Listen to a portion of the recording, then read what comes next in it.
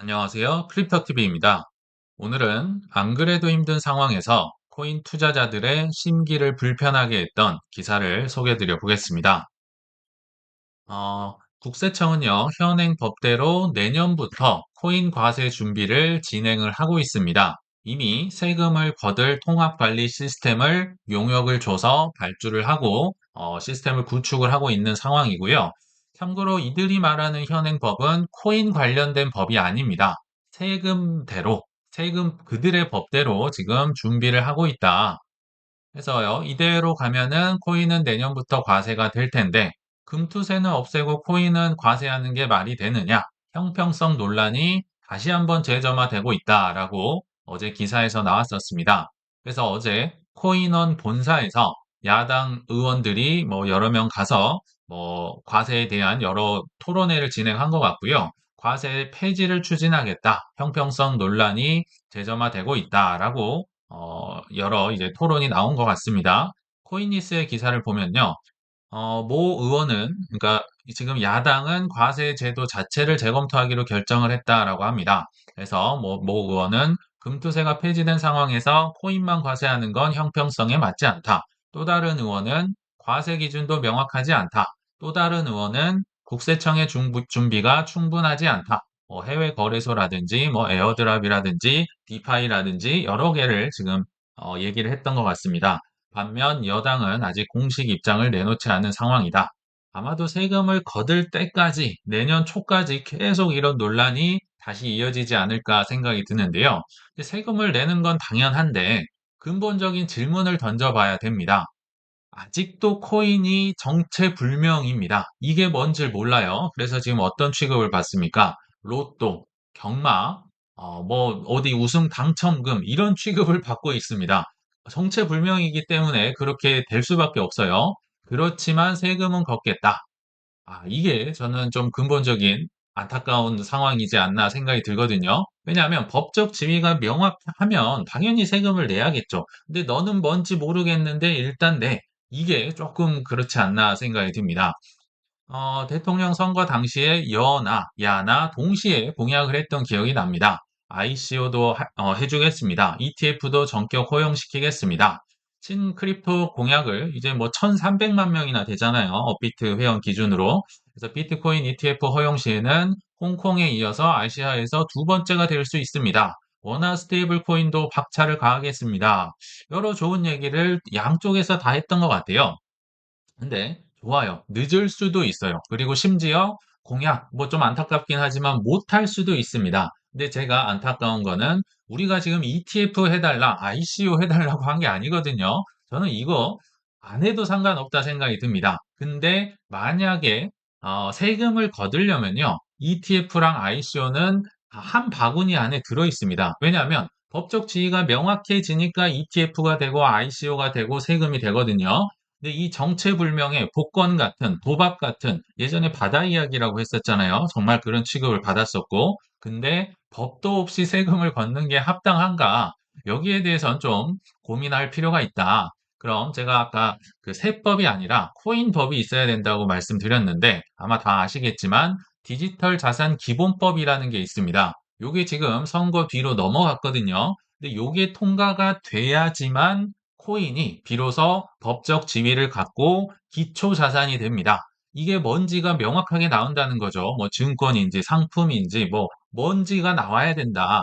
그래서 이 법이 통과되면 자연스럽게 ETF가 논의가 되겠죠. 왜냐하면 뭔지가 나왔으니까, 정체가 나왔으니까. 이 법적 지위가 나와야만 ICO가 되겠죠. 법적으로 이걸 허용을 해줘야 된다면서요. 그러면 지위가 있어야 된다. 너가 도대체 누구냐? 너가 명확해야 세금이 나올 수가 있는 겁니다. 요거는 다 한 바구니 한 세트입니다. 근데 ETF, ICO는 안 하면서 세금은 걷는다? 이거는 말이 안 된다는 거죠. 게다가 뭐 설사 이제 세금을 걷는다고 가정을 해 보는데 우리 뭐 해외 주식도 마찬가지지만 250만 원 공제를 해주고 그 이상 벌면 이제 내겠다 뭐라는 거잖아요. 이 250만 원도 사실 굉장히 오래된 겁니다. 무려 2001년에 만들어진 25년이나 지났는데 그때부터 지금까지 자산 규모라든지 인플레가 얼마나 많이 커졌습니까? 근데 여전히 250만 원 공제, 요것도 손볼 필요가 있지 않을까 생각이 듭니다.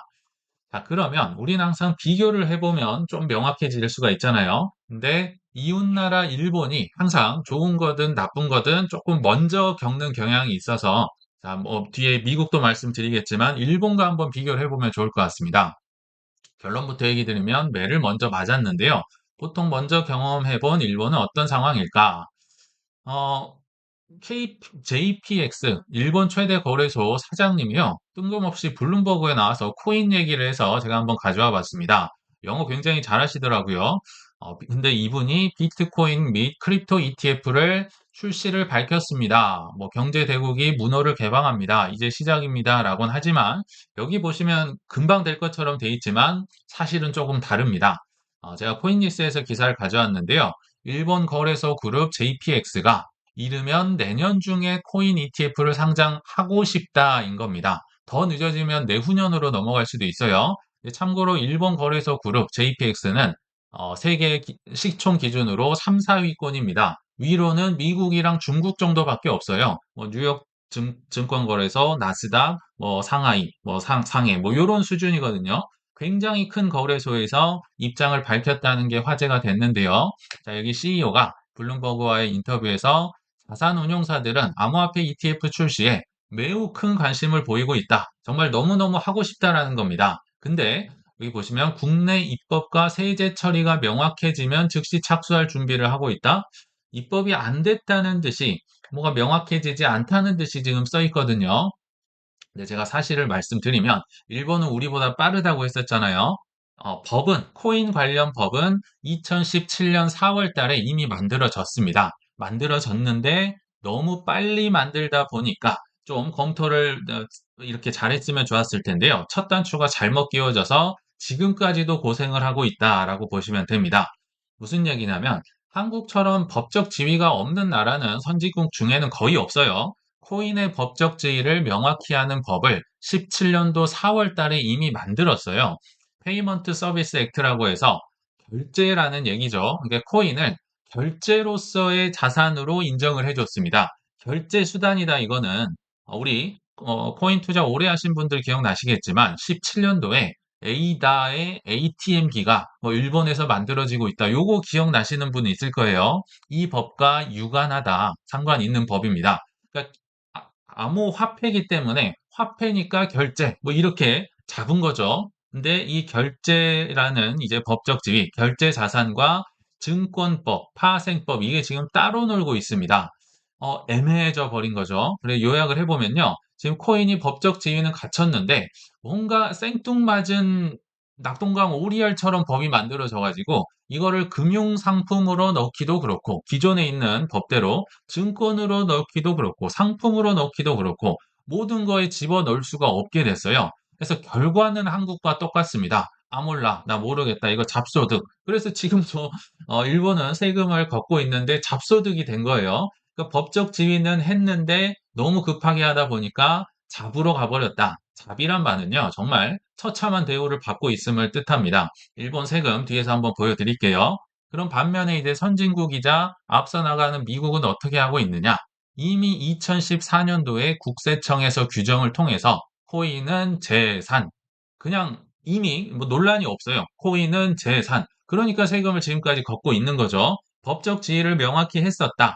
다만 은행이나 금융 세력으로 인해서 ETF가 늦어졌죠. 너무 반대를 10년간 오래오래 하다가 블랙락의 힘으로 24년도 우리가 잘 알고 있죠. 게리 겐슬러의 손으로 직접 비트코인 ETF를 승인하게 만들었던 뭐 그레이스케일의 뭐 소송도 있었고요. 블랙락의 힘으로 승인이 됐었다. 여기까지는 우리가 잘 알고 있죠. 그래서 미국도 우여곡절을 거쳤지만 아무튼 이게 가장 합법적으로 융통성 있게 잘 진행이 되고 있고 일본은 빨리 대응을 하고 빨리 쫓아는 갔지만 스텝이 꼬여가지고 지금 굉장히 고생을 많이 하고 있고 그러니까 일본처럼 되면 안 되겠죠. 우리도 이렇게 될 수도 있습니다. 그리고 한국은 아직 그게 뭔지도 모른다. 시작도 안 했다라고 보시면 될 것 같습니다. 자, 그러면 한눈에 보기 쉽게 시뮬레이션을 돌려보면 좋겠다 싶어서 한번 가져와 봤는데요. 내년부터 이제 세금을 낸다고 만약에 치면 미국, 일본, 한국에서 코인으로 만약에 10억을 벌었다. 그러면 세금을 얼마나 내는지 시뮬레이션 돌려보기 전에 일단 간단하게 비교부터 해보겠습니다. 법적 분류인데요. 한국은 세금 낼 명확한 금융 자산의 정의가 없다. 아직 시작도 안 했다. 일본은 결제 수단으로서 법적 지위는 있습니다. 근데 이게 엉뚱하게 지금 만들어진 거고요. 미국은 재산, 그냥 인정이 된 상황입니다. 그래서 세금은 아마도 된다면 22%, 이렇게 해외 주식처럼 일단 진행을 하겠죠. 근데 해외 주식이랑은 또 다르다고 했어요. 코인은 기타 소득, 잡것에 준하는 거고, 해외 주식은 양도소득세입니다. 그리고 일본은 잡소득. 여기 잡소득이랑 기타 소득이나 비슷한 얘기죠. 너 뭔지 모르겠으니까 일단 두드려 맞아. 그래서 일본이요. 세금적으로는 정말 최악에 가깝습니다. 누진세도 적용되고 종합과세에도 들어가고 최대 55%까지 맞을 수 있다. 한국도 따라갈 수 있어요. 나중에 건강보험에도 올라갈 수 있고. 근데 미국은 정확하죠. 양도소득세 혹은 자본이득세로 돼야 이게 법적 지위를 인정받고 정상적인 상황입니다. 그래서 자본이득세라고 해서 많게는 20%까지 맞고 있다. 근데 아시겠지만 선진국들은요 장기 보유를 하면 당연히 깎아줍니다. 부동산도 깎아주고 세금 깎아주고 주식도 이런 게 있잖아요. 당연한 건데 아직까지 미국 일부 선진국들만 있습니다. 한국과 일본은 장기 보유 하지 말라는 게 아닌가 생각이 들거든요. 그리고 손익통산, 2월 공제, ETF, 구조의 일관성 등등 미국이 일단 가장 앞서가고 있다. 그래서 좋다. 그럼 10억을 벌었다. 얼마를 낼 것인지 한번 제가 가져와 봤는데요. 일본과 미국은 주식도 한번 넣어봤어요. 그러니까 메타플래닛이라는 비트코인 사는 주식, 그리고 스트래티지에 다 아시죠? 비트코인 사는 주식을 넣었는데 이유가 있습니다. 일본의 경우는 메타플래닛과 코인이 너무 다르거든요. 왜냐하면 코인은 안 좋은 거, 메타플래닛은 이제 주식이니까 좋은 거, 이렇게 됐기 때문에 엉망이 되고 있다. 그걸 좀 보여드리려고 합니다.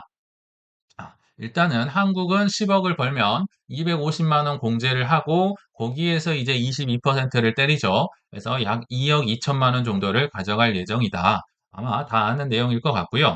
여기 보시면 일본은 코인을 직접 이제 익절을 했을 때랑 메타플래닛이라는 주식을 익절했을 때가 천지 차이입니다.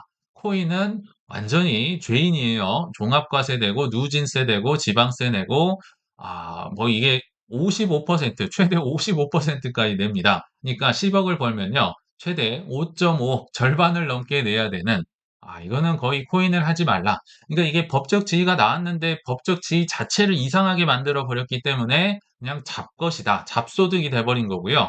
메타플래닛은 누가 보더라도 주식이고, 그러니까 양도소득세를 매겨야겠죠. 잡소득이 아니라. 그리고 분리과세가 되기 때문에 그냥 20% 정률로 떨어집니다. 그래서 2억을 딱 내면 끝이다. 그러니까 누가 코인을 사고 싶겠습니까? 그래서 메타플래닛이 그렇게 인기가 많았던 겁니다. 근데 뒤에서 말씀드리겠지만 그래서 메타플래닛을 향한 공격이 지금도 진행이 되고 있어요. 미국이랑 약간 비슷한 면이 있고요. 반면에 미국은 코인으로 익절을 하든지 스트래티지로 하든지 똑같습니다. 장기 보유 혜택도 있고요. 세율도 많게는 20, 적게는 15, 10까지 가면서 1.5억에서 2억 정도를 낼 수 있다.